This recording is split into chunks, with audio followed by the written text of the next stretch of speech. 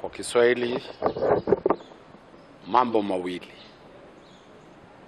Sisi ni mawakili waliyekuwa waziri wa Internal Security Dr. Fred Matiang'I.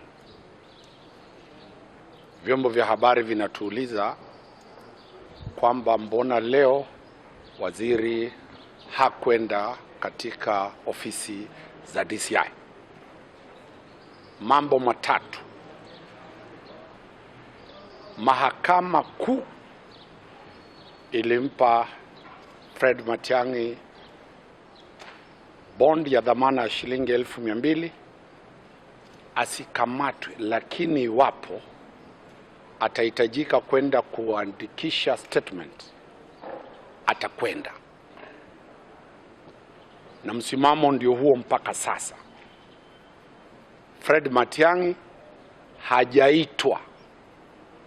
Kuitwa kwake, mawakili wataelezea sehemu za sheria ambazo zinaambatana na kutoa njia za kuita mtu kwenda kwa polisi. Njia hizo zimepitishwa na bunge katika National Police Service Act na katika Criminal Procedure Code, ya kwamba lazima ile summon iwekwe vidole na yule ambaye ameiandika. Na nawauliza waandishi wa habari, nipe summon ambayo imesainiwa na polisi. Mko nayo? Nipe tu moja ile imesainiwa na polisi. Mkinipa hiyo imesainiwa na summon 3, askari watatu, kama ile yangu mliiona. Yangu nilipoitwa imesainiwa mara 3. Swala la pili, na wauliza nionyeshe mahali ambapo ule CS ameweka kidole kwamba amekuwa served. Yangu ilipokuja mliona nimeweka kidole na stamp ya law firm yangu. Iko wapi? Hivyo ndivyo vitu viwili. Taifa hili halitafanya kazi vile huyu DCI mpya anataka kufanya kazi. Kwa hivyo mkinipa hizo, kumbuka niliuliza hilo swali tena. DCI anasema ana order ya kuvunja na kuchukua CCTV. Vyombo vya habari, nipe hiyo order. Nani ashaionyeshwa hiyo order? So in summary, what we have said, the court order from the High Court does not stop the CS from being investigated. He has nothing to hide. But the investigation must be done within the law. My good advocates will explain the sections of the law. Summons, a proper summon under the National Police Service Act, must be signed and witnessed by police officers. Show me one where the police have signed similar to mine, where there were 3 signatures of police officers. 2, a summon must be served in person to the person it is targeted. Show me a summon that has been served to Dr. Fred Matiang'I and he has put a signature there, or his advocate has put a signature there, or his wife has put a signature there, or his worker has put a signature there. The lawyers will deal with that. Let me simply put it that the media were cheated. It was politics to depict the CS as somebody not ready to comply, that he has defied the summons of the DCI. Show me that summon. This politics must stop. So today, the CS is being looked at fabricating or propagating false information. The DCI, the new DCI, and you can see the new DCI, his mode of operation. A complete departure that proves completely somebody incompetent, somebody who doesn't know how the law is to be applied in service of summons. So, my client, when he will be served within the law, he will be the first one to appear before any investigative agency in this country. So any narrative to show Dr. Matiang'I as somebody who is not ready to comply with the police is politics, is hot air from the DCI, and that is why we have put it to the attention of the whole country that show us where the service is and show us a summon that has been signed. If the police can be, I think that was generated at River Road. It can't be the DCI, because the DCI must sign summons. My good two lawyers will lay the basis of the National Police Service Act, Section 52, where that summon is anchored, and also Section 9, the Criminal Procedure Code, where the procedure should be followed. Mr. Machado. There are several sections, sections 90, sections 92, and sections 144. In the criminal process, those are among the guiding principles or guiding sections that ought to inform the manner, the service, and the form and content of summons. In civil practice, the order, civil procedure rules have extensive discussions on how summons ought to be served. Who is to be served? If it's a corporate, how is the corporate to be served?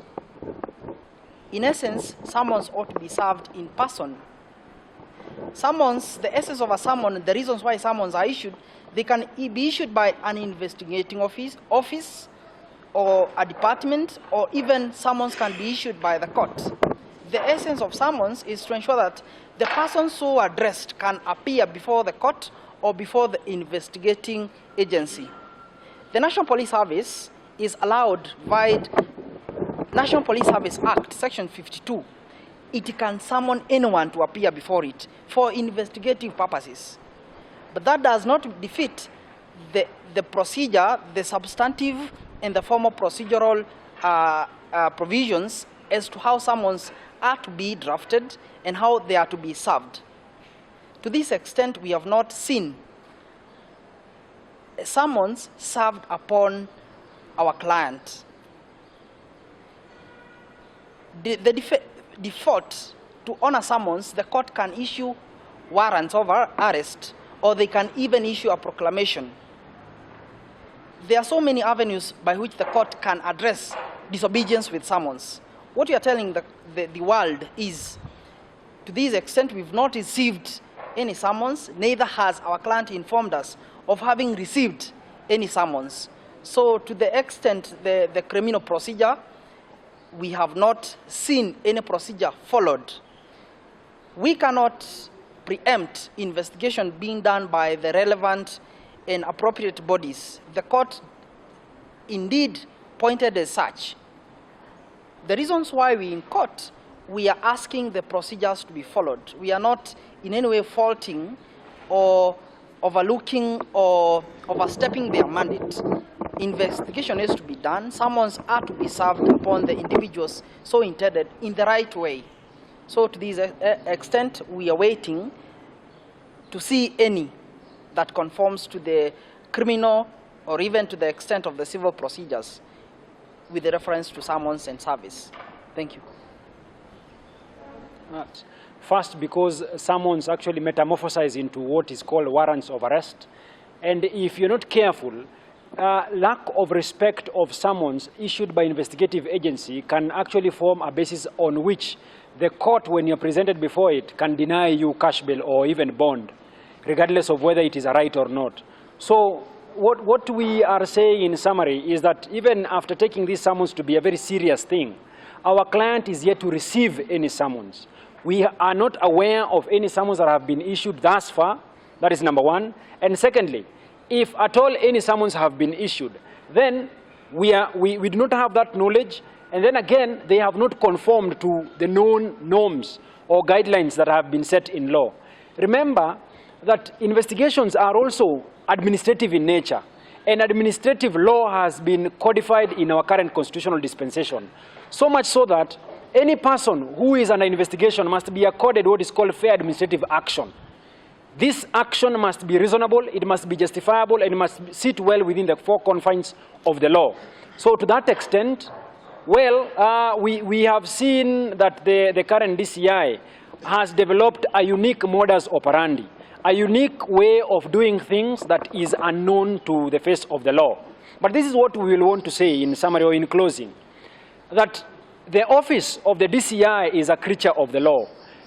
The appointment of Mr. Mohammed Amin as the DCI was done as the law so requires.